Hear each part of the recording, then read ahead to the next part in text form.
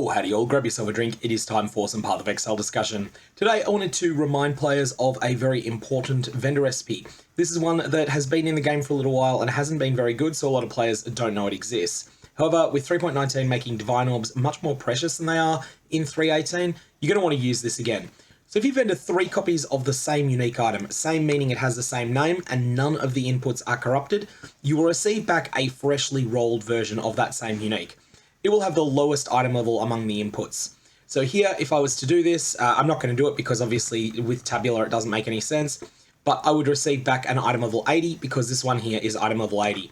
You'll notice that they can be a mixture of identified and unidentified. In practice though, you're only going to do this with items that have been identified. The other thing that's important to know, there's a couple of corner cases. If you vendor things like synthesized uniques, then you can get some pretty strange responses sometimes. And this is now a non-synthesized Mask of the Tribunal, which is an interesting corner case. Doesn't actually help with this item, but there are a couple of other items where that can be a little bit better.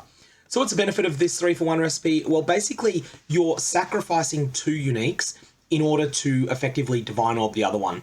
So you are sacrificing 2 copies of a unique item to effectively apply a Divine Orb and a Sacred Orb to another copy of that same unique. This is really useful for uniques that are pretty common and that are amazingly good with high rolls. There's a few of those, and one that I would particularly point out is Rumi's Concoction, as well as the Atzari Flask. If your build is interested in using either of those powerful flasks, then this is a recipe that you should keep in mind. But there'll be a lot of other uses as well.